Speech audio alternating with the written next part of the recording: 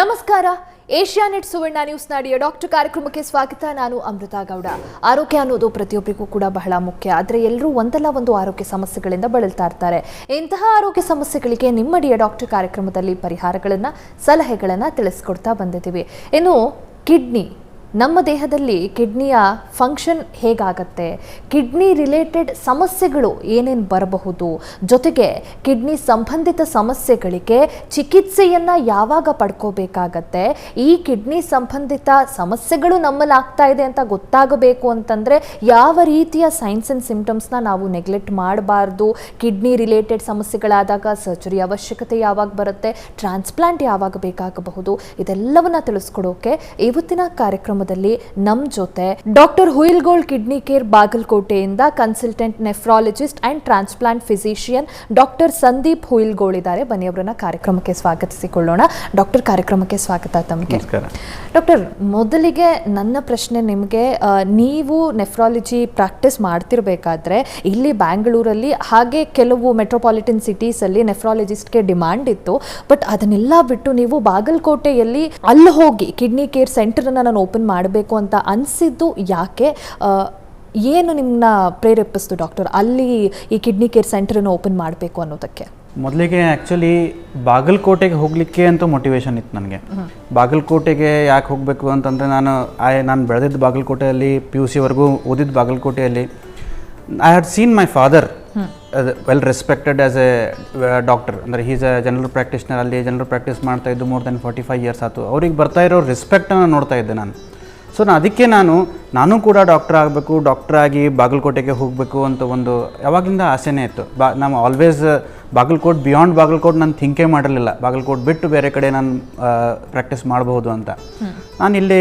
ನಾನು ಆಕಸ್ಮಿಕವಾಗಿ ಬೆಂಗಳೂರಿಗೆ ಬಂದಿದ್ದು. ನಾನು MBBS ಮಾಡಿದ್ದು KMC ಹುಬ್ಳಿಲಿ.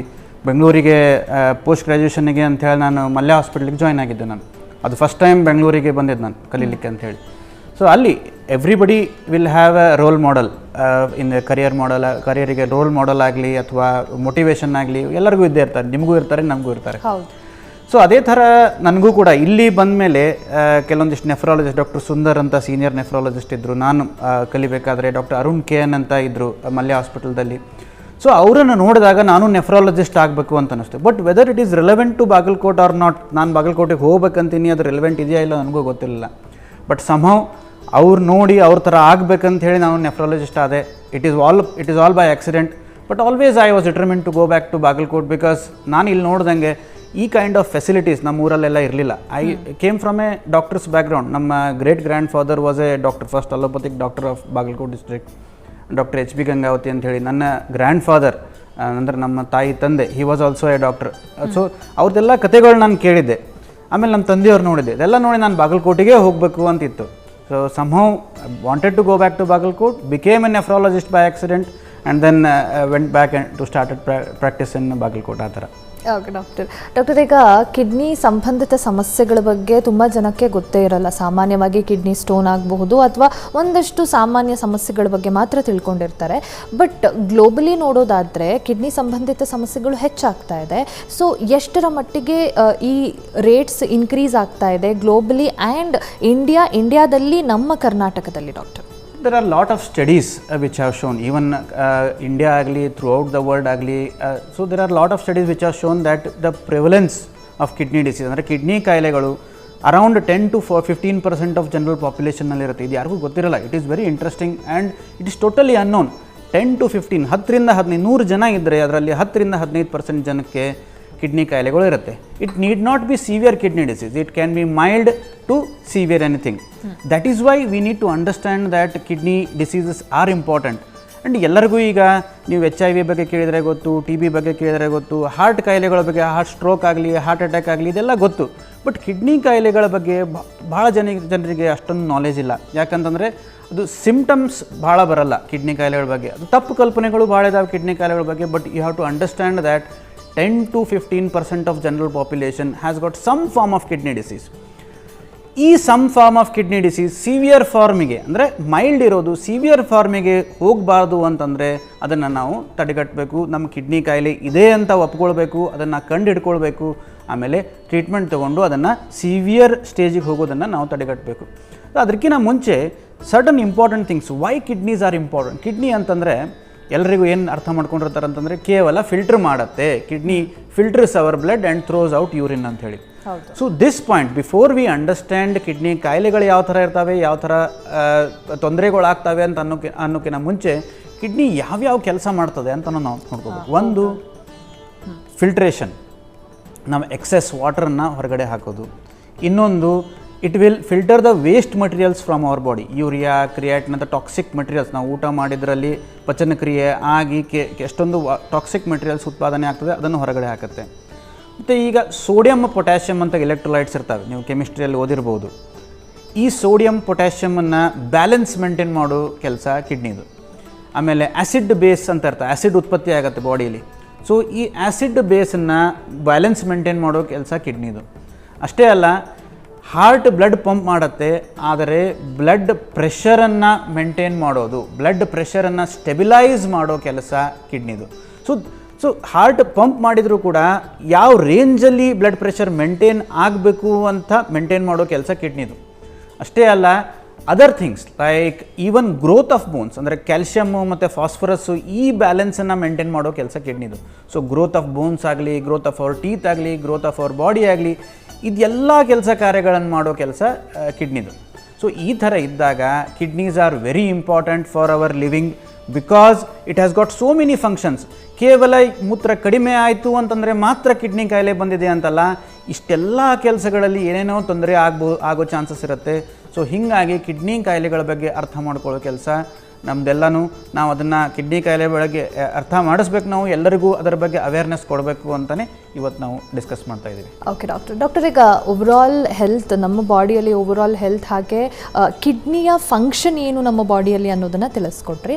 ಬಟ್ ಈಗ ಮೋಸ್ಟ್ ಕಾಮನ್ ಸಮಸ್ಯೆಗಳ ಬಗ್ಗೆ ತಿಳ್ಕೊಳ್ಳೋದಾದರೆ, ಕಿಡ್ನಿ ಸಂಬಂಧಿತ ಸಮಸ್ಯೆಗಳು ಅಂತ ಆದರೆ ಯಾವ ಸಮಸ್ಯೆಗಳು ಕಾಣಿಸ್ಕೊಳ್ಳಿಕ್ಕೆ ಶುರುವಾಗುತ್ತೆ doctor?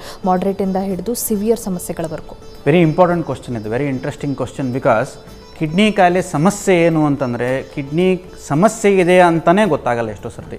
The problem is most kidney diseases are asymptomatic. ಅಂದರೆ ಏನಂತಂದರೆ ಏನೂ ಸಿಂಪ್ಟಮ್ಸೇ ಬರೋಲ್ಲ, ಗೊತ್ತೇ ಆಗಲ್ಲ ಇವರಿಗೆ ಕಿಡ್ನಿ ಪ್ರಾಬ್ಲಮ್ ಇದೆ ಅಂತ, until they go to a very severe stage where more than 90% ಅಂದರೆ 90%ಕಿಂತ ಜಾಸ್ತಿ ಕಿಡ್ನಿ ಡ್ಯಾಮೇಜ್ ಆದಮೇಲೇ ಸಿಂಪ್ಟಮ್ಸ್ ಬರ್ತದೆ. So most common symptom is asymptomatic, no symptoms, ಯಾವುದೇ ಸಿಂಪ್ಟಮ್ಸೇ ಇಲ್ಲ. ಸೊ ಇದರ ಅರ್ಥ ಏನು ಅಂತಂದರೆ ನಾವು ರೆಗ್ಯುಲರ್ ಹೆಲ್ತ್ ಚೆಕಪ್ ಮಾಡಿದಾಗ ಮಾತ್ರ ಗೊತ್ತಾಗೋದು. ಕೆಲವು ಸತ ಪೇಷಂಟ್ಸಲ್ಲಿ ಕಣ್ಣು ಊತ ಬರೋದು, ಮುಖ ಊತ ಬರೋದು, ಕಾಲು ಊತ ಬರೋದು, ಇವೆಲ್ಲ ಸ್ಟಾರ್ಟ್ ಆಗುತ್ತೆ. So these are early symptoms. ಅಷ್ಟೇ ಅಲ್ಲ, ಕೆಲವೊಮ್ಮೆ ಮೂತ್ರದಲ್ಲಿ ಪ್ರೋಟೀನ್ ಜಾಸ್ತಿ ಹೋದ್ಮೇಲೆ ಮೂತ್ರದಲ್ಲಿ ನೊರೆ ಬರುತ್ತೆ, ಅಂದರೆ ಬಬಲ್ಸ್ ಥರ ಬರಬಹುದು, ಇದು ಅರ್ಲಿ ಸಿಂಪ್ಟಮ್ಸ್ ಆಗುತ್ತೆ. ಇನ್ನು ಕೆಲವು ಪೇಷಂಟ್ಸ್ ಎಷ್ಟೋ ಸರ್ತಿ ನಮ್ಮ ಕಡೆ ಯಾವುದೋ ಕಾರಣಕ್ಕೆ ಹಾಸ್ಪಿಟ್ಲಿಗೆ ಬಂದಿರ್ತಾರೆ, ಕ್ಲಿನಿಕ್ಕಿಗೆ ಬಂದಿರ್ತಾರೆ, ಅಥವಾ ಮಾಸ್ಟರ್ ಹೆಲ್ತ್ ಚೆಕಪ್ ಅಂತ ಮಾಡಿಸ್ತಾರೆ. ಆವಾಗ ಹೈ BP ಇದೆ ಅಂತ ಗೊತ್ತಾಗುತ್ತೆ. ನಾನು ಆಗಲೇ ಹೇಳ್ದಂಗೆ ಕಿಡ್ನಿ ಕೆಲಸ ಏನು, ಬ್ಲಡ್ ಪ್ರೆಷರ್ ಸ್ಟೆಬಿಲೈಸೇಷನ್ ಅಂತ ಹೇಳಿದೆ. ಕೆಲವು ಸತಿ ಪೇಷಂಟ್ಸಿಗೆ ಸುಮ್ಮನೆ ಎದಕ್ಕೂ ಕಾರಣಕ್ಕೆ ಚೆಕ್ ಮಾಡಿದಾಗ ಹೈ ಬ್ಲಡ್ ಪ್ರೆಷರ್ ಗೊತ್ತಾಗುತ್ತೆ. ಸೊ ಹೈ ಬ್ಲಡ್ ಪ್ರೆಷರ್ ಇಂದನೂ ನಮ್ಮ ಹತ್ರ ಪೇಷಂಟ್ಸ್ ಬರ್ಬೋದು. ಸೊ ಆವಾಗ ಎಷ್ಟೋ ಸರ್ತಿ ನಾವು ಪೇಷಂಟ್ಸ್ಗೆ ಹೇಳ್ತೀವಿ BP ಜಾಸ್ತಿ ಇದೆ, ಹೆಚ್ಚಿನ ಟೆಸ್ಟ್ ಮಾಡಿಸ್ಬೇಕು ಅಂತ. ಪೇಷಂಟ್ಸ್ ಏನು ಹೇಳ್ತಾರೆ, ಏನು ನಮ್ಮ ತೊಂದರೆನೇ ಆಗಿಲ್ಲ ಅಂತ ಹೇಳಿ ಬಿಟ್ಬಿಡ್ತಾರೆ. ಸೊ ಆ ಥರನೂ ಅಲ್ಲ, ಹೈ ಬ್ಲಡ್ ಪ್ರೆಷರ್ ಇದ್ದರೆ ನಾವು ಕಿಡ್ನಿ ತೊಂದರೆ ಇದೆಯಾ ಇಲ್ವಾ ಅಂತಲೂ ಟೆಸ್ಟ್ ಮಾಡಬೇಕು. ಎಸ್ಪೆಷಲಿ ಯಂಗ್ ಏಜಿಗೆ ಬ್ಲಡ್ ಪ್ರೆಷರ್ ಬಂದಾಗ, ಅಥವಾ ತೀರಾ ಓಲ್ಡ್ ಏಜಿಗೆ ಬ್ಲಡ್ ಪ್ರೆಷರ್ ಬಂದಾಗ, ಫಸ್ಟ್ ಟೈಮ್ ಡಿಟೆಕ್ಟ್ ಆದಾಗ. ಸೊ ಅದಕ್ಕಿಂತ ನಾವು ರೆಗ್ಯುಲರ್ ಹೆಲ್ತ್ ಚೆಕಪ್ ಮೇಲೇ ಟೆಸ್ಟ್ ಮಾಡ್ಕೋಬೇಕು.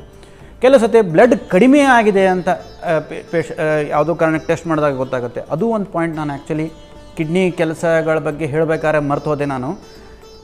ಕಿಡ್ನಿ ಕೆಲಸ ಇನ್ನೊಂದು ಏನಂತಂದರೆ, ಅದು ಈವನ್ ಬ್ಲಡ್ ಪ್ರೊಡಕ್ಷನ್ನಲ್ಲೂ ಕೂಡ ಇಟ್ ವಿಲ್ ಹೆಲ್ಪ್. ಅಂದರೆ ಕಿಡ್ನಿ ಪ್ರೊಡ್ಯೂಸಸ್ ಎ ಹಾರ್ಮೋನ್, ಒಂದೇನೋ ಒಂದು ಕೆಮಿಕಲ್ ಉತ್ಪಾದನೆ ಮಾಡುತ್ತೆ, ಅದರಿಂದ ಬ್ಲಡ್ ಉತ್ಪಾದನೆ ಆಗುತ್ತೆ. ಸೊ ಕೆಲವೊಂದಿಷ್ಟು ಪೇಷಂಟ್ ನಮ್ಮ ಹತ್ರ ಬ್ಲಡ್ ಕಡಿಮೆ ಇದೆ ಅಂತಲೂ ಬರ್ತಾರೆ. ಬ್ಲಡ್ ಕಡಿಮೆ ಇದೆ ಡಾಕ್ಟ್ರೇ, ನಾನು ಸುಸ್ತಾಗ್ತಾ ಇದೆ, ನಂಗೆ ಬ್ಲಡ್ ಹಾಕಿ ನಾನು ಹೋಗ್ತೀನಿ ಅಂತ ಹೇಳ್ತಾರೆ. ಬರೀ ಸುಮ್ಮನೆ ಬ್ಲಡ್ ಹಾಕ್ಸ್ಕೊಂಡು ಹೋಗ್ತಿರ್ತಾರೆ. ಸೊ ಆ ಥರ ಅಲ್ಲ. ಸೊ ಬ್ಲಡ್ ಕಡಿಮೆ ಆದರೂ ಕೂಡ ನಾವು ಕಿಡ್ನಿ ಕಾಯಿಲೆ ಬಂದಿರಬಹುದು ಅಂತ ಅನ್ನೋದು ಯೋಚನೆ ಮಾಡಬೇಕಾಗತ್ತೆ.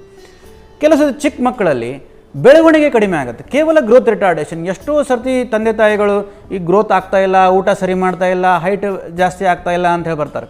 ಸೊ ಯಾಕಾಗಲೇ ಹೇಳಿದಂಗೆ ನಾನು, ಈವನ್ ಬೋನ್ ಗ್ರೋತಿಗೂ ಕೂಡ ಕಿಡ್ನಿ ಬೇಕು. ಸೊ ಅವ್ರದ್ದು ಯಾವುದೂ ಮೂತ್ರ ತೊಂದರೆ ಇರಲ್ಲ, ಮುಖ ಊತ ಬರ್ತಿರಲ್ಲ, ಏನೂ ತೊಂದರೆ ಇರಲ್ಲ, ಬರೀ ಬೋನ್ಸ್ ವೀಕ್ ಇರ್ತವೆ. ಸೊ ಆ ಟೈಮಲ್ಲೂ ಕೂಡ ನಾವು ಕಿಡ್ನಿ ಕಾಯಿಲೆ ಇರಬಹುದು ಅಂತ ಯೋಚನೆ ಮಾಡಬೇಕಾಗತ್ತೆ. ಸೊ ನಾವು ಕಿಡ್ನಿ ಕಾಯಿಲೆಗಳ ಸಮಸ್ಯೆ ಏನು ಅಂತ ನಾನು ಹೇಳಿದೆ, ಯಾಕೆ ಆಗುತ್ತೆ ಅಂತ ನಮ್ಗೆ ಗೊತ್ತಾಯಿತು. ಯಾಕಂದರೆ ಕಿಡ್ನಿ ಕೆಲಸಗಳೇನಂತ ನಮಗೆ ಗೊತ್ತಿತ್ತು. ಸೊ ಇದರಿಂದ ನಾವು ಮುನ್ನೆಚ್ಚರಿಕೆಯಿಂದ ರೆಗ್ಯುಲರ್ ಹೆಲ್ತ್ ಚೆಕಪ್ ಮಾಡಿಸ್ಬೇಕು. ಕೆಲವು ಸತಿ ಲೇಟ್ ಸ್ಟೇಜಲ್ಲಿ ಉಸಿರಾಟದ ತೊಂದರೆ, ಬ್ರೆತ್ಲೆಸ್ನೆಸ್ ಆಗುತ್ತೆ, ಮುಖ ಊತ, ಕಾಲು ಊತ ಜಾಸ್ತಿ ಆಗುತ್ತೆ, ನಡೆದ್ರೆ ತೇಗ್ ಬರ್ಲಿಕ್ಕೆ ಸ್ಟಾರ್ಟ್ ಆಗುತ್ತೆ. ಆಮೇಲೆ ಕೆಲವು ಸತಿ ಪೇಷಂಟ್ಸು ಈವನ್ ಎಮರ್ಜೆನ್ಸಿ ಸಿಚುವೇಷನ್ನಲ್ಲೂ ಕೂಡ ಬರ್ತಾರೆ. ಅಂದರೆ ಎನ್ಕೆಫಲೋಪತಿ ಅಂತ ಹೇಳ್ತೀವಿ, ಕೋಮಾ ಸ್ಟೇಜಲ್ಲಿ ಬರ್ತಾರೆ. ಕಿಡ್ನಿ ಕಾಯಿಲೆ ಇರೋದು ಗೊತ್ತೇ ಇರಲ್ಲ, ಒಮ್ಮೆ ಕೋಮಾಗೆ ಹೋಗ್ತಾರೆ, ಯೂರಿಮಿಕ್ ಎನ್ಕೆಫಲೋಪತಿ ಅಂತ ಹೇಳ್ತೀವಿ. ಸೊ ಈ ಥರ ಎಲ್ಲ ಪೇಷಂಟ್ಸ್ ನಮಗೆ ಹಾಸ್ಪಿಟ್ಲಿಗೆ ಬರಬಹುದು. ಕೆಲವು ಸತಿ ಲಾಸ್ಟ್ ಸ್ಟೇಜಲ್ಲಿ ಮೂತ್ರ ಕಡಿಮೆಯಾಗಿ ಬರಬಹುದು. ಯೂರಿನ್ನಲ್ಲಿ, ಮೂತ್ರದಲ್ಲಿ ಬ್ಲಡ್ ಸೆಲ್ಸ್ ಅಂದರೆ ಕೆಂಪು ರಕ್ತ ಕಣಗಳು ಹೋಗಿ ರೆಡ್ ಕಲರ್ ಯೂರಿನ್ ಬರ್ಬೋದು. ಸೊ ಈ ಥರ ಬೇರೆ ಬೇರೆ ರೀತಿಯಲ್ಲಿ ಪೇಷಂಟ್ಸ್ ನಮ್ಮ ಹತ್ರ ಬರ್ಬೋದು. ಅದಕ್ಕೆ ನಾನೇನು ಹೇಳ್ತೀನಿ ಅಂತಂದರೆ, ನಾವು ಕೆಲವು ಸತಿ ಊಹೆನೇ ಮಾಡ್ಕೊಳ್ಳಿಕ್ಕೆ ಸಾಧ್ಯ ಇಲ್ಲ, ಆ ಥರ ಎಲ್ಲ ಪೇಷಂಟ್ಸ್ ನಮ್ಮ ಹತ್ರ ಬರ್ಬೋದು. ಅದಕ್ಕೆ regular health checkup is very important. ಆಮೇಲೆ why because most of the kidney disease, ಹೆಚ್ಚಿನ ಕಿಡ್ನಿ ಕಾಯಿಲೆಗಳು ಸಿಂಪ್ಟಮ್ಸೇ ಇರಲ್ಲ, ವಾರ್ನಿಂಗ್ ಸೈನ್ಸೇ ಇರಲ್ಲ. ಮತ್ತಷ್ಟು ಡೀಟೇಲ್ಸನ್ನು ತಿಳ್ಕೊತೀನಿ. ಒಂದು ಬ್ರೇಕ್ ತೊಗೊಂಡು ಬರೋಣ. ಅದಕ್ಕೂ ಮುಂಚೆ ಡಾಕ್ಟರ್ ಕಾರ್ಯಕ್ರಮ ಮುಂದುವರಿಯುತ್ತೆ ಪುಟ್ಟ ವಿರಾಮದ ಬಳಿಕ.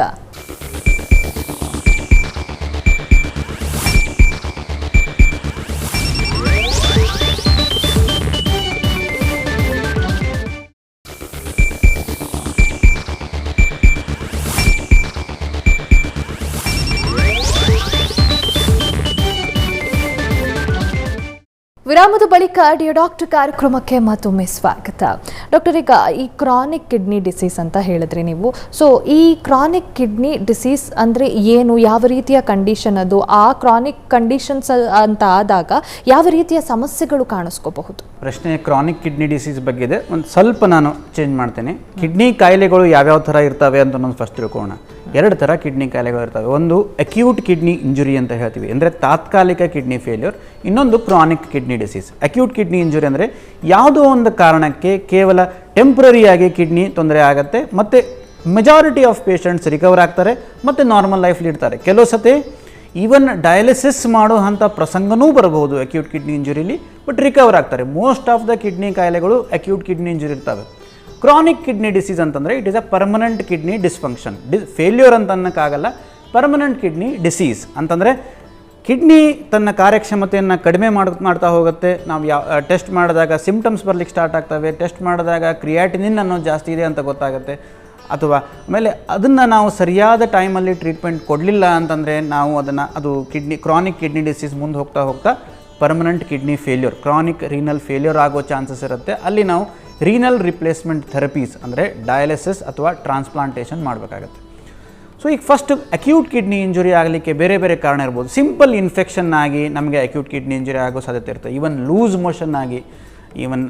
ಮೋಷನ್ ಆಗಿ ಬಿ ಪಿ ಕಡಿಮೆ ಆಗಿ ನಮಗೆ ಬಿ ಪಿ ಕಡಿಮೆ ಆದರೂ, ಯಾವುದೇ ಕಾರಣಕ್ಕೂ ಕೂಡ ಬಿ ಪಿ ಕಡಿಮೆ ಆದರೂ ಕೂಡ ನಮಗೆ ಅಕ್ಯೂಟ್ ಕಿಡ್ನಿ ಇಂಜುರಿ ಅಂದರೆ ತಾತ್ಕಾಲಿಕ ಕಿಡ್ನಿ ಫೇಲ್ಯೂರ್ ಆಗೋ ಚಾನ್ಸಸ್ಸು ಇರುತ್ತೆ. ಕೆಲವು ಸತಿ ಈವನ್ ರಿಕ್ವೈರಿಂಗ್ ಡಯಾಲಿಸಿಸ್.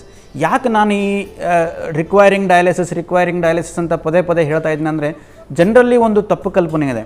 ಡಯಾಲಿಸಿಸ್ ಒಂದು ಸರ್ತಿ ಸ್ಟಾರ್ಟ್ ಮಾಡಿದರೆ ಅದು ಪರ್ಮನೆಂಟ್, ಅದು it is end of life ಅನ್ನೋ ಒಂದು ತಪ್ಪು ಕಲ್ಪನೆ ಇದೆ. ಅದಕ್ಕೆ ನಾನು ಯಾಕೆ ಇದನ್ನು ಒತ್ತು ಕೊಟ್ಟು ಹೇಳ್ತಾ ಇದ್ದೀನಿ ಅಂತಂದರೆ, ಈವನ್ ಅಕ್ಯೂಟ್ ರೀನಲ್ ಫೇಲ್ಯೂರಲ್ಲಿದ್ದಾಗ ನಾವು ಕೆಲವು ಸತಿ ಡಯಾಲಿಸಿಸ್ ಮಾಡುವಂಥ ಪ್ರಸಂಗ ಬಂದರೂ ಕೂಡ ಅದು ಆಮೇಲೆ ರಿಕವರ್ ಆಗುತ್ತೆ. ಸೊ ಈ ತಪ್ಪು ಕಲ್ಪನೆಯನ್ನು ನೀವೆಲ್ಲರೂ ತೆಗೆದು ಹಾಕಬೇಕು ಅನ್ನೋ ಕಾರಣಕ್ಕೆ ಹೇಳ್ತಾ ಇದ್ದೀನಿ. ಓಕೆ, ನಾವು will come back to the topic.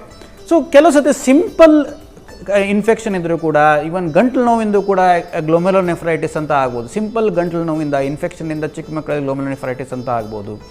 ಅಥವಾ ಕಿವಿ ನೋವಿಂದ, ಈವನ್ ಸಿಂಪಲ್ ಇನ್ಫೆಕ್ಷನ್ಸ್ನಿಂದ ಕೂಡ ಕಿಡ್ನಿ ತೊಂದರೆ ಆಗ್ಬೋದು. ಅದಕ್ಕೆ ನಾವು ಗ್ಲೋಮೆರುಲೋನೆಫ್ರೈಟಿಸ್ ಅಂತ ಹೇಳ್ತೀವಿ. ಚಿಕ್ಕ ಮಕ್ಕಳಲ್ಲಿ ಮುಖ ಊತ, ಕಾಲು ಊತ ಬರಬಹುದು. ಅದನ್ನು ಕೂಡ ನಾವು these are all treatable. Treatment ಕೊಟ್ಟರೆ ಸರಿ ಹೋಗಬಹುದಾದಂಥ ಕಾಯಿಲೆಗಳು. ಸೊ ಹೀಗಾಗಿ ನಾವು ಸಿಂಪಲ್ ತೊಂದರೆಗಳಿದ್ದರೆ, ಮುಖ ಊತ ಬಂದರೆ, ಮಗು ಏನಾದರೂ ಮೂತ್ರ ಮಾಡಬೇಕಾದ್ರೆ ಅಳ್ಳಿಕ್ಕೆ ಸ್ಟಾರ್ಟ್ ಮಾಡಿದರೆ, ಇಫ್ ಸ್ಟಾರ್ಟ್ ಕ್ರೈಯಿಂಗ್ ಅಂದರೆ ಪೇನ್ ಇರುತ್ತೆ ಮೂತ್ರ ಮಾಡಬೇಕಾದ್ರೆ. ಸೊ ಆ ಥರ ಏನಾರ ಇದ್ದರೂ ಕೂಡ ಇನ್ಫೆಕ್ಷನ್ ಆಗಿದೆ ಅಂಥೇಳಿ ಅದನ್ನು ನಾವು ಇಂಥವೆಲ್ಲ ಸಿಂಪಲ್ ನಾವು ಅಂತ ಅಂದ್ಕೊಂಡ್ರೂ ಕೂಡ ಡಾಕ್ಟರ್ ಹತ್ರ ಹೋಗಬೇಕು. ಆಮೇಲೆ ನಾವು ಈವನ್ ಅಡಲ್ಟ್ಸಲ್ಲೂ ಕೂಡ ನಾವು ಸಿಂಪಲ್ ಮುಖ ಊತ, ಕಾಲು ಊತ, ಬ್ಲಡ್ ಪ್ರೆಷರ್ ಜಾಸ್ತಿ ಆಗೋದು ಅಥವಾ ಬ್ಲಡ್ ಕಡಿಮೆ ಆಗೋದು, ಈ ಥರ ಏನಾದರೂ ಇದ್ದರೆ ನಾವು ಅದನ್ನು ಡಾಕ್ಟರ್ ಹತ್ರ ಹೋಗಬೇಕು. ಸೊ ನಾವು coming to chronic kidney disease. Chronic kidney disease ಅಂದರೆ ಪರ್ಮನೆಂಟ್ ಕಿಡ್ನಿ ಡಿಸ್ಫಂಕ್ಷನ್ ಅಂತ ನಾವು ಹೇಳ್ಬೋದು. ಈ ಕ್ರಾನಿಕ್ ಕಿಡ್ನಿ ಡಿಸೀಸ್ ಆಗಲಿಕ್ಕೆ ಮೋಸ್ಟ್ ಇಂಪಾರ್ಟೆಂಟ್ ಕಾಯಿಲೆಗಳು ಅಂತಂದರೆ ಡಯಾಬಿಟಿಸ್ ಮತ್ತು ಹೈಪರ್ ಟೆನ್ಷನ್, ಶುಗರ್ ಮತ್ತು ಬ್ಲಡ್ ಪ್ರೆಷರ್. ಈ ಶುಗರ್ ಮತ್ತು ಬ್ಲಡ್ ಪ್ರೆಷರ್ ಎರಡೂ ಸೇರಿ ಅರೌಂಡ್ 60 to 70%, ಇನ್ನು ಜಾಸ್ತಿನೂ ಇರ್ಬೋದು ಕೆಲವು ಪಾಪ್ಯುಲೇಷನಲ್ಲಿ ಅಷ್ಟೊಂದು ಕಿಡ್ನಿ ಕಾಯಿಲೆಗಳು ಆಗಲಿಕ್ಕೆ ಸಾಧ್ಯತೆ. ಅಂದರೆ 100 ಕಿಡ್ನಿ ಪೇಷಂಟ್ಸ್ ಇದ್ದರೆ around 60 to 70% uncontrolled diabetes and hypertension. ಇದು ನೀವೆಲ್ಲ ಹೆಲ್ತ್ ರಿಲೇಟೆಡ್ ಟಾಕ್ಸಲ್ಲೂ ನೋಡಿರ್ತೀರಿ. ಡಯಾಬಿಟಿಸ್ ಕಂಟ್ರೋಲ್ ಮಾಡಲಿಲ್ಲ ಅಂದರೆ ಸ್ಟ್ರೋಕ್ ಆಗ್ಬೋದು, ಹಾರ್ಟ್ ಅಟ್ಯಾಕ್ ಆಗ್ಬೋದು, ಮತ್ತು ಇನ್ನಿತರ ಏನೇನೋ ಆಗ್ಬೋದು ಅಂತೆಲ್ಲ ಗೊತ್ತು ನಿಮಗೆ. ಆದರೂ ಕೂಡ ಒತ್ತಿ ಹೇಳೋದು ಇಂಪಾರ್ಟೆಂಟ್ ಏನಂತಂದರೆ ಶುಗರು ಮತ್ತು ಬ್ಲಡ್ ಪ್ರೆಷರನ್ನು ನಾವು ಚೆಕ್ ಮಾಡಿ ನಿಮಗೇನು ಸಿಮ್ಟಮ್ಸ್ ಇರದೇ ಇರಲಿ ನಾವು ಅದನ್ನು ಕಂಟ್ರೋಲಲ್ಲಿ ಇಟ್ಕೊಳ್ಳೋದು ನಮ್ಮ ಕೆಲಸ. ಎಷ್ಟು ನಾವು ಟ್ರೀಟ್ಮೆಂಟ್ ತೊಗೊಳ್ತೀವಿ ಅಷ್ಟು ಬೇಗ ನಾವು ಅದನ್ನು ಕಂಟ್ರೋಲಲ್ಲಿ ತರಬಹುದು. ಸೊ ಅದು ಕೂಡ one of the major causes of kidney disease. ಇನ್ನೊಂದಿಷ್ಟು ಅಂತಂದರೆ ಅನಾವಶ್ಯಕವಾಗಿ ಇಂಟರ್ಸ್ಟಿಷಿಯಲ್ ನೆಫ್ರೈಟಿಸ್ ಅಂತಲೂ ಕೆಲವು ಗ್ರೂಪ್ ಆಫ್ ಡಿಸೀಸಸ್ ಇದ್ದಾವೆ, ಕ್ರಾನಿಕ್ ಇಂಟರ್ಸ್ಟಿಷಿಯಲ್ ನೆಫ್ರೈಟಿಸ್. ಅವೆಲ್ಲ ಬರೋದು ಅನಾವಶ್ಯಕವಾಗಿ ಮಾತ್ರೆಗಳ ಸೇವನೆ, ಅನಾವಶ್ಯಕವಾಗಿ ಪೇನ್ ಕಿಲ್ಲರ್ ಸೇವನೆ. ಇದು ಭಾಳ ಸರ್ತಿ ನಮ್ಮ ಹತ್ರ ಪೇಷಂಟ್ಸ್ ಬರ್ತಾರೆ, ಎಸ್ಪೆಷಲಿ ಓಲ್ಡ್ ಏಜ್, ವಯಸ್ಸಾಗಿರುತ್ತೆ, ಮಂಡಿ ನೋವು ಬರ್ತಾ ಇರ್ತವೆ, ಅವರಿಗೆ ಶುಗರು BP ಇರುತ್ತೆ. ಮಂಡಿ ನೋವಿಗಂತೇಳಿ ಅದು ಎಲ್ಲೋ ಒಂದು ಪಕ್ಕದಲ್ಲಿ ಒಂದು ಮೆಡಿಕಲ್ ಶಾಪ್ ಆಗಲಿ ಅಥವಾ ನಮ್ಮ ಕಡೆ ಎಲ್ಲ ಕಿರಾಣಿ ಅಂಗಡಿಯಲ್ಲೂ ಕೂಡ ಪೇನ್ ಕಿಲ್ಲರ್ ಮೆಡಿಸಿನ್ ಸಿಗ್ತವೆ. ಸೊ ಅಲ್ಲಿ ಹೋಗಿ ಒಂದು ಪೇನ್ ಕಿಲ್ಲರ್ ತೊಗೊಳ್ಳೋದು, ಅದನ್ನು ಹಾಕ್ಕೊಂಬಿಡೋದು. ಸೊ ಈ ಥರ ಮಾಡೋದ್ರಿಂದ, ಅನಾವಶ್ಯಕವಾಗಿ ಪೇನ್ ಕಿಲ್ಲರ್ ತೊಗೊಳ್ಳೋದ್ರಿಂದ, ಅನಾವಶ್ಯಕವಾಗಿ ಅನ್ನೆಸರಿ ಆ್ಯಂಟಿಬಯೋಟಿಕ್ಸ್ ತೊಗೊಳ್ಳೋದ್ರಿಂದ ಅದು ಕೂಡ one of the major causes of kidney disease ಆಗ್ಬೋದು. ಇನ್ನು ಕೆಲವು ಕಾರಣಗಳು ಅಂದರೆ ಕೆಲವೊಂದಿಷ್ಟು ಪಾಕೆಟ್ಸ್ ಆಫ್ ಕೆಲವೊಂದಿಷ್ಟು ರೀಜನ್ಸಲ್ಲಿ, ಕರ್ನಾಟಕದಲ್ಲಾಗಲಿ ಬೇರೆ ಕಡೆ ಆಗಲಿ, ಕಿಡ್ನಿ ಕಾಯಿಲೆ ಬೇರೆ ಬೇರೆ ಕಾರಣದಿಂದ, ನೀರು ಶುದ್ಧ ಇರದೇ ಇರೋದ್ರಿಂದ ಅಥವಾ ಹೆವಿ ಮೆಟಲ್ ಪಾಯ್ಸನಿಂಗ್ನಿಂದ, ಸೊ ಶುದ್ಧ ನೀರು ಕುಡಿದೇ ಇರೋದ್ರಿಂದ, ಇದೆಲ್ಲ ಕಾರಣಗಳಿಂದ ಕಿಡ್ನಿ ಕಾಯಿಲೆಗಳು ಬರ್ಬೋದು. ಅದು majority of these things, glomerulonephritis ಆಗಲಿ ಇದಾಗಲಿ ನಮ್ಮ ಕೈಲೇ ಇರಲ್ಲ.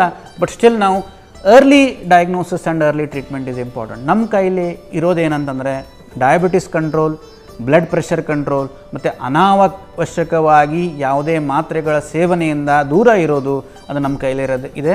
ಅದನ್ನು ನಾವು ಅಷ್ಟಂತೂ ಅಟ್ಲೀಸ್ಟ್ ಪಾಲನೆ ಮಾಡಬೇಕು. ಯಾವುದೋ ಕಾಯಿಲೆ ಇದೆ ಅಂತ ಗೊತ್ತಾದಮೇಲೆ ಟೆನ್ಷನ್ ತೊಗೊಂಡು ಮನೆಯಲ್ಲಿ ಕೂತ್ಕೊಂಡ್ಬಿಟ್ಟು ಇಂಟರ್ನೆಟ್ ಓದಿ ಏನೇನೋ ತಿಳ್ಕೊಂಡು ಟ್ರೀಟ್ಮೆಂಟ್ ತೊಗೊಳೋಕ್ಕಿಂತ ನಾವು ನಮಗೆ ಡಾಕ್ಟರ್ ಹತ್ರ ಹೋಗಿ ಟ್ರೀಟ್ಮೆಂಟ್ ತೊಗೊಳ್ಳೋದು ಇಂಪಾರ್ಟೆಂಟ್. ಓಕೆ ಡಾಕ್ಟರ್, ಮತ್ತಷ್ಟು ಡೀಟೇಲ್ಸನ್ನು ತಿಳ್ಕೊತೀನಿ. ಮತ್ತೊಂದು ಬ್ರೇಕ್ ತೊಗೊಂಡು ಬರೋಣ. ಡಾಕ್ಟರ್ ಕಾರ್ಯಕ್ರಮ ಮುಂದುವರಿಯುತ್ತೆ ಮತ್ತೊಂದು ಪುಟ್ಟ ವಿರಾಮದ ಬಳಿಕ.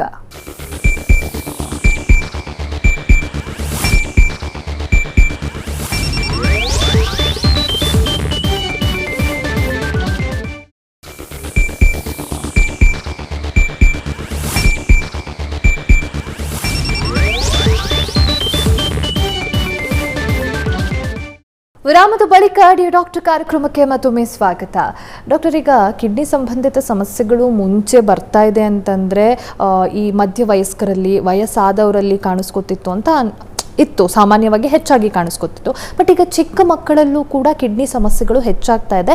ಬಟ್ ಅದನ್ನು ರೆಕಗ್ನೈಸ್ ಮಾಡೋದೇ ಕಷ್ಟ ಆಗ್ತಾ ಇದೆ ಪೇರೆಂಟ್ಸಿಗೆ. ಸೊ ಯಾಕೆ ಹೆಚ್ಚಾಗ್ತಾ ಇದೆ ಆ್ಯಂಡ್ ಹೇಗೆ ಚಿಕ್ಕ ಮಕ್ಕಳಲ್ಲಿ ಕಿಡ್ನಿ ಸಮಸ್ಯೆ ಆಗ್ತಾ ಇದೆ ಅಂತ ರೆಕಗ್ನೈಸ್ ಮಾಡೋದು ಡಾಕ್ಟರ್, ಸೈನ್ಸ್ ಆ್ಯಂಡ್ ಸಿಂಪ್ಟಮ್ಸ್ನ? ವೆರಿ ರೆಲೆವೆಂಟ್ ಕ್ವಶನ್ ಇದು. ಯಾಕಂತಂದರೆ ಚಿಕ್ಕ ಮಕ್ಕಳ ಹೆಲ್ತು ಕೂಡ ಭಾಳ ಇಂಪಾರ್ಟೆಂಟ್ ಅದು, because they are going to become future citizens of the country. So ಚಿಕ್ಕ ಮಕ್ಕಳಲ್ಲಿ ನಾನು ಪ್ರಾಕ್ಟೀಸ್ ಮಾಡ್ಲಿಕ್ಕೆ ಸ್ಟಾರ್ಟ್ ಮಾಡಿ, ನನ್ನ ಟ್ರೈನಿಂಗ್ ಪೀರಿಯಡಲ್ಲೂ ಕೂಡ ಬೆಂಗಳೂರಲ್ಲಿದ್ದಾಗ ಅಥವಾ ನಾನು ಪ್ರಾಕ್ಟೀಸ್ ಮಾಡ್ಲಿಕ್ಕೆ ಸ್ಟಾರ್ಟ್ ಮಾಡಿದ ಮೇಲೂ ಕೂಡ ಅಷ್ಟೊಂದು ಕಿಡ್ನಿ ಕಾಯಿಲೆ ಇತ್ತು. ನೆಫ್ರೋಟಿಕ್ ಸಿಂಡ್ರೋಮ್ಸ್ ಅಂತ ಇದ್ವು, ಸಾಕಷ್ಟು ಪೇಷಂಟ್ಸ್ ಬರ್ತಾಯಿದ್ರು. ಯೂಶ್ವಲಿ ಪೀಡಿಯಾಟ್ರಿಷನ್ಸ್ ಅಂತ ಚಿಕ್ಕ ಮಕ್ಕಳು ತಜ್ಞರು ಅವ್ರ ಲೆವೆಲಲ್ಲೇ ಟ್ರೀಟ್ಮೆಂಟ್ ಆಗಿಬಿಡ್ತಾಯಿದ್ವು. ಬಟ್ ನಾನು ಈಗ ಒಂದು 3-4 ವರ್ಷದ ಹಿಂದೆ ನಾನು ನೋಡ್ತಾ ಇದ್ದೀನಿ, 3-4 ವರ್ಷದಿಂದ ಸಾಕಷ್ಟು ಸ್ಟಿರಾಯ್ಡ್ ರೆಸಿಸ್ಟೆಂಟ್ ನೆಫ್ರೋಟಿಕ್ ಸಿಂಡ್ರೋಮ್ ಅಂತ ಹೇಳ್ತೀವಿ. ಅದು ಸ್ವಲ್ಪ severe form of nephrotic syndromes, ಇವು ಜಾಸ್ತಿ ಆಗ್ತಾ ಇದೆ. ಬೇಸಿಕಲಿ ನೆಫ್ರೋಟಿಕ್ ಸಿಂಡ್ರೋಮ್ ಅಂತಂದ್ರೇನು, ಮುಖ ಊತ, ಕಾಲು ಊತ, ಅಂದರೆ ಕಿಡ್ನಿಯಲ್ಲಿ ಒಂದು ಫಿಲ್ಟ್ರ್ ಇರುತ್ತೆ. ಆ ಫಿಲ್ಟ್ರಿಂದ ನಮಗೆ ದೇಹಕ್ಕೆ ಅವಶ್ಯಕ ಇರುವ ವಸ್ತುಗಳನ್ನು ಒಳಗಿಟ್ಕೊಳ್ಳುತ್ತೆ, ಅನಾವಶ್ಯಕ ವಸ್ತುಗಳನ್ನು ಹೊರಗೆ ಹಾಕತ್ತೆ. ಸೊ ಅದು ಪ್ರೋಟೀನ್ ಅನ್ನೋದು ಹೊರಗಡೆ ಹೋಗಬಾರ್ದು, ನಮ್ಮ ದೇಹಕ್ಕೆ ಬೇಕಾಗುವಂಥ ವಸ್ತು ಅದು. ಸೊ ಪ್ರೋಟೀನ್ ಕೆಲವು ಸತಿ ಕಿಡ್ನಿ ಮುಖಾಂತರ, ಆ ಫಿಲ್ಟರ್ ಮುಖಾಂತರ ಲೀಕ್ ಆಗಿ ಯೂರಿನ್ ಮುಖಾಂತರ ಹೊರಗಡೆ ಹೋಗುತ್ತೆ.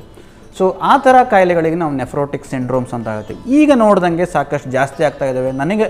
ನಾನು ಅಂದ್ಕೊಂಡಂಗೆ ಅದು majority because of environmental factors ಅಂತ ನಾನು ಅಂದ್ಕೊಂಡಿದ್ದೀನಿ. ಯಾಕಂದರೆ ನಾನು ನೋಡ್ತಾ ಇದ್ದೀನಲ್ಲ, ಹಳ್ಳಿ ಕಡೆಗೆ ನಾನು ಪ್ರಾಕ್ಟೀಸ್ ಮಾಡೋದೇ ಚಿಕ್ಕೂರಲ್ಲಿ, ಹಳ್ಳಿ ಕಡೆಗೆ ಫಾರ್ಮರ್ಸ್ ಬಂದಿರ್ತಾರೆ, ರೈತರು ಬಂದಿರ್ತಾರೆ, ಅವ್ರ ಜೊತೆ ಡಿಸ್ಕಸ್ ಮಾಡ್ತೀನಿ. ಆಮೇಲೆ ನಾನೇ ನೋಡಿದ್ದೀನಿ ಎಷ್ಟೋ ಸರ್ತಿ. ನನ್ನ ಅನಿಸಿಕೆ ಇದು ಏನಂತಂದರೆ, ನಾವು ನಮ್ಮ ಫುಡ್ ವೆಜಿಟೇಬಲ್ಸ್ ಎಲ್ಲ ಗ್ರೋ ಮಾಡಬೇಕಾದ್ರೆ ಸಾಕಷ್ಟು ಪೆಸ್ಟಿಸೈಡ್ಸು, ಇನ್ಸೆಕ್ಟಿಸೈಡ್ಸು ಎಲ್ಲ ಯೂಸ್ ಮಾಡೋದ್ರಿಂದ ಈ ಎನ್ವಿರಾನ್ಮೆಂಟಲ್ ಟಾಕ್ಸಿನ್ಸಿಂದ ಮೇ ಬಿ ಕಿಡ್ನಿ ಕಾಯಿಲೆಗಳು ಜಾಸ್ತಿ ಆಗ್ತಾ ಇದ್ದಾವೆ. ಕಿಡ್ನಿ ಕಾಯಿಲೆ ಒಂದೆಲ್ಲ, ಬೇರೆ ಬೇರೆ ಕಾಯಿಲೆಗಳ ಜೊತೆಗೆ ಕಿಡ್ನಿ ಕಾಯಿಲೆನೂ ಜಾಸ್ತಿ ಆಗ್ತವೆ. Because kidneys are affected most with all the toxins. Because ನಮ್ಮ ಬಾಡಿಯಿಂದ ನಾವು ಫಿಲ್ಟರ್ ಮಾಡಿ ಹೊರಗಡೆ ಹಾಕೋದೇ ಈ ಕಿಡ್ನಿ ಮತ್ತು ಲಿವರ್. ಸೊ ಯಾವುದಾದ್ರೂ ಎನ್ವಿರಾನ್ಮೆಂಟಲ್ ಟಾಕ್ಸಿನ್ಸ್ ಇದ್ದರೆ ಐದರ್ ಲಿವರ್ ಅಥವಾ ಕಿಡ್ನಿ ಎಫೆಕ್ಟ್ ಆಗಬೇಕು. ಸೊ ಅದರಿಂದ ಕಿಡ್ನಿ ಕಾಯಿಲೆಗಳು ಜಾಸ್ತಿ ಆಗ್ತವೆ ಚಿಕ್ಕ ಮಕ್ಕಳಲ್ಲಿ ಅಂತ ಅನಿಸುತ್ತೆ ಕೆಲವು ಸತಿ. ಆಮೇಲೆ ನೆಕ್ಸ್ಟ್ ನಾನು ಆಲ್ರೆಡಿ ಡಿಸ್ಕಸ್ ಮಾಡಿದ್ದೀವಿ, ರಕ್ತಹೀನತೆ ಇದ್ದರೆ, ಎನಿಮಿಯಾ ಇದ್ದರೆ, ಬೆಳವಣಿಗೆ ಕಡಿಮೆ ಆದರೆ, ಚಿಕ್ಕ ಮಕ್ಕಳಲ್ಲಿ ಮೂತ್ರ ವಿಸರ್ಜನೆಗೆ ತೊಂದರೆ ಆಗ್ತಾ ಇದ್ದರೆ, ಅಥವಾ ಸ್ಲೋ ಆಗಿ ಯೂರಿನ್ ಹೋಗ್ತಿದ್ದಾರೆ, ಯೂರತ್ರಲ್ ಸ್ಟ್ರಿಕ್ಚರ್ ಆಗಿ ರಿಫ್ಲಕ್ಸ್ ಅಂತ ಆಗ್ಬೋದು. ಸೊ ಇವೆಲ್ಲ ರೀತಿಗಳಲ್ಲಿ ಚಿಕ್ಕ ಮಕ್ಕಳು ಪ್ರೆಸೆಂಟ್ ಆಗ್ಬೋದು.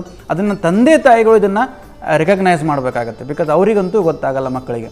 ಸೊ ತಂದೆ ತಾಯಿಗಳು ಇವೆಲ್ಲ ರಕ್ತಹೀನತೆ ಆಗಿದ್ದು, ಗ್ರೋತ್ ರಿಟಾರ್ಡೇಷನ್ ಆಗಿದ್ದು, ಮುಖ ಊತ ಕಾಲು ಊತ ಬಂದಿದ್ದನ್ನು ರೆಕಗ್ನೈಸ್ ಮಾಡಿ ಆದಷ್ಟು ಬೇಗ ಡಾಕ್ಟರ್ಸ್ ಹತ್ರ ಹೋದರೆ ಪ್ರೊಬ್ಯಾಬ್ಲಿ ಅದನ್ನು ಅರ್ಲಿ ರಿಕಗ್ನೈಸ್ ಆಗಿ ಅರ್ಲಿ ಡಯಾಗ್ನೋಸ್ ಆಗಿ ನಾವು ಟ್ರೀಟ್ಮೆಂಟ್ ಕೊಡ್ಬೋದು. ಚಿಕ್ಕ ಮಕ್ಕಳಿಗೆ ಕಿಡ್ನಿ ಕಾಯಿಲೆ ಇರಲಿಕ್ಕೆ ಸಾಧ್ಯನೇ ಇಲ್ಲ ಅಂತ ಅನ್ನೋದೊಂದು ನಾವು ಮಿಥನ್ನು ನಾವು ಮರೆತು ನಾವು ಡಾಕ್ಟರ್ ಹತ್ರ ಹೋದರೆ probably early diagnosis and early treatment May help even children as well. Okay doctor, ಮಕ್ಕಳಲ್ಲಿ ಯಾವ ರೀತಿ ಕಿಡ್ನಿ ಸಮಸ್ಯೆಗಳಾಗಬಹುದು, ದೊಡ್ಡವರಲ್ಲಿ ಯಾವ ರೀತಿ ಆಗಬಹುದು ಅಂತ ಎಲ್ಲ ವಿಚಾರಗಳನ್ನ ತಿಳಿಸ್ಕೊಟ್ರಿ. ಬಟ್ ನಾವು ಕಾರ್ಯಕ್ರಮದ ಮೊದಲನೇ ಸ್ಟಾರ್ಟ್ ಮಾಡಿದಾಗಲೇ ಮಾತಾಡಿದ ಹಾಗೆ ಬಾಗಲಕೋಟೆಯಲ್ಲಿ ನೀವು ಅಲ್ಲಿನ ಜನರಿಗೆ ಒಂದು ಕಿಡ್ನಿ ಕೇರ್ ಸೆಂಟರನ್ನು ಓಪನ್ ಮಾಡಿ ಅವರ ನಿರಂತರ ಸೇವೆಯಲ್ಲಿ ನೀವು ತೊಡಗಿದ್ದೀರಾ. ಸೊ ಅಲ್ಲಿ ಯಾಕೆ ಓಪನ್ ಮಾಡಿದ್ರಿ ಅನ್ನೋ ವಿಚಾರನ ಕೂಡ ಹೇಳಿದ್ರಿ. ಹಾಸ್ಪಿಟಲನ್ನು ಯಾವ ರೀತಿಯ ಫೆಸಿಲಿಟೀಸ್ ಅಲ್ಲಿ ಜನರಿಗೆ ಸಿಗ್ತಾ ಇದೆ ಡಾಕ್ಟರ್, ಈ ಬಗ್ಗೆ ಹೇಳೋದಾದರೆ? ನಾನು ಇನಿಷಿಯಲಿ ಬಾಗಲಕೋಟೆಗೆ ಹೋದಾಗ ಪ್ರೊಬ್ಯಾಬ್ಲಿ ನಾರ್ತ್ ಕರ್ನಾಟಕದಲ್ಲೇ 6ನೇ 7ನೇ ನೆಫ್ರಾಲಜಿಸ್ಟ್ ಆಗಿರ್ಬೋದು, ನಾನು ಕಿಡ್ನಿ ತಜ್ಞ ಆಗಿರ್ಬೋದು. ಬಟ್ ಈಗ ಪ್ರತಿಯೊಂದು ಡಿಸ್ಟ್ರಿಕ್ಟ್ ಪ್ಲೇಸಲ್ಲೂ ಕೂಡ 2 ಅಥವಾ 3 ಜನ ನೆಫ್ರಾಲಜಿಸ್ಟ್ ಆಗಿದ್ದಾರೆ. ಇದರಿಂದ ಲಾಸ್ಟ್ 10 years ಇಟ್ ಸೆಲ್ಫ್ ಎಲ್ಲ ಕಡೆ ಡಯಾಲಿಸಿಸ್ ಸೆಂಟರ್ಸ್ ಆಗಿದ್ದಾವೆ. ಗೌರ್ಮೆಂಟು ಕೂಡ ಪ್ರತಿಯೊಂದು ತಾಲೂಕಾ ಮಟ್ಟದಲ್ಲೂ ಕೂಡ ಸಣ್ಣ ತಾಲೂಕಾ ಆಸ್ಪತ್ರೆಗಳಲ್ಲೂ ಕೂಡ ಡಯಾಲಿಸಿಸ್ ಸೆಂಟರ್ ಇದೆ. ಸೊ ಸಾಕಷ್ಟು ಇಂಪ್ರೂವ್ಮೆಂಟ್ಸ್ ಆಗಿದೆ. ಆವಾಗ ಇಡೀ ಬಾಗಲಕೋಟೆ ಡಿಸ್ಟ್ರಿಕ್ಟಿಗೆ ನಮ್ಮ ಡಯಾಲಿಸಿಸ್ ಸೆಂಟ್ರು, ಇನ್ನೊಂದು ಮೆಡಿಕಲ್ ಕಾಲೇಜಲ್ಲಿ ಡಯಾಲಿಸಿಸ್ ಸೆಂಟ್ರು, ಒಂದು ಗೌರ್ಮೆಂಟ್ ಇನ್ನೊಂದು ಪ್ರೈವೇಟ್ ಹಾಸ್ಪಿಟಲ್ ಡಯಾಲಿಸಿಸ್ ಸೆಂಟ್ರ್ ಇಷ್ಟೇ ಇದು. ಬಟ್ ಈಗ ಪ್ರತಿಯೊಂದು ತಾಲೂಕಾ ಮಟ್ಟದಲ್ಲೂ ಕೂಡ ಡಯಾಲಿಸಿಸ್ ಯೂನಿಟ್ಸ್ ಆಗಿದ್ದಾವೆ. ಸಾಕಷ್ಟು ಡಾಕ್ಟರ್ಸ್ ಇದ್ದಾರೆ. ಸೊ ಕಿಡ್ನಿ ಸಮಸ್ಯೆ ಏನಾದರೂ ಇದ್ದರೆ ಕಿಡ್ನಿ ಡಾಕ್ಟರ್ಸ್ ಹತ್ರ ಹೋಗ್ಬೋದು. ಮೊದಲು ಈವನ್ ಟೆಸ್ಟಿಂಗ್ ಫೆಸಿಲಿಟೀಸ್ ಇರಲಿಲ್ಲ. ಟ್ರಾನ್ಸ್ಪ್ಲಾಂಟೇಷನ್ ಅನ್ನೋದು ಇರಲೇ ಇಲ್ಲ ನಾರ್ತ್ ಕರ್ನಾಟಕದಲ್ಲಿ. ನಾನು ಫಸ್ಟ್ ಬೆಂಗಳೂರಿಗೆ ಬಂದಾಗ ನಾವು ನೋಡಿದಾಗ MBBS ಗೌರ್ಮೆಂಟ್ ಹಾಸ್ಪಿಟಲಲ್ಲಿ ಮಾಡಿದ್ದು ಹುಬ್ಳಿಲಿ. ಸೊ ಅಲ್ಲಿ ನೋಡಿದ್ದು ಮತ್ತು ಇಲ್ಲಿ ಬಂದ ತಕ್ಷಣ ಇಲ್ಲಿ ನೋಡಿದ ಮೇಲೆ ಟ್ರಾನ್ಸ್ಪ್ಲಾಂಟ್ ಅನ್ನೋದು ನಮ್ಗೆ ಗೊತ್ತೇ ಇರಲಿಲ್ಲ. ಸೊ ಇವಾಗ ಈವನ್ ಬಿಜಾಪುರಲ್ಲಿ, ಗದಗಲ್ಲಿ, ಇಂತಿಂಥ ಚಿಕ್ಕ ಊರಲ್ಲಿ ಕಿಡ್ನಿ ಟ್ರಾನ್ಸ್ಪ್ಲಾಂಟ್ಸ್ ಆಗ್ತಾ ಇದ್ದಾವೆ. So facilities have improved a lot and ಜನರಿಗೂ ಕೂಡ ಈಗ ಅವೇರ್ನೆಸ್ಸು ಜಾಸ್ತಿ ಆಗಿದೆ. So hopefully in future we will be able to prevent lot of people going on to complication ಆಗೋದನ್ನು ನಾವು ಪ್ರೊಬ್ಯಾಬ್ಲಿ ಮೋಸ್ಟ್ಲಿ ತಡೆಗಟ್ಟಬಹುದು ಅಂತ ಅನ್ಕೋತಾ ಇದ್ದೀನಿ. Yes doctor, thank you so much. ಇವತ್ತಿನ ಕಾರ್ಯಕ್ರಮದಲ್ಲಿ ಜನರಲ್ ಆಗಿ ಜನತೆ ಕಿಡ್ನಿ ಸಮಸ್ಯೆಗಳ ಬಗ್ಗೆ ಹಾಗೆ ಕಿಡ್ನಿ ಫಂಕ್ಷನ್ ಬಗ್ಗೆ ಯಾರಲ್ಲಿ ಹೆಚ್ಚು ಈ ಸಮಸ್ಯೆ ಬರುತ್ತೆ ಅನ್ನೋದ್ರ ಬಗ್ಗೆ ತಿಳ್ಕೊಬೇಕಿತ್ತು. ಅದನ್ನು ಬಹಳ ಸವಿಸ್ತಾರವಾಗಿ ಜನರಿಗೆ ತಿಳಿಸ್ಕೊಟ್ರಿ ಕಾರ್ಯಕ್ರಮದ ಮುಖಾಂತರ. Thank you so much for joining us today doctor. Thank you. ನೋಡಿದ್ರಲ್ಲ ವೀಕ್ಷಕರೇ, ಇದಾಗಿತ್ತು ಇವತ್ತಿನ ಡಿಯರ್ ಡಾಕ್ಟರ್ ಕಾರ್ಯಕ್ರಮ. ನೇರ ದಿಟ್ಟ ನಿರಂತರ ಸುದ್ದಿಗಾಗಿ ನೋಡ್ತಾ ಇರಿ ಏಷ್ಯಾನೆಟ್ ಸುವರ್ಣ ನ್ಯೂಸ್.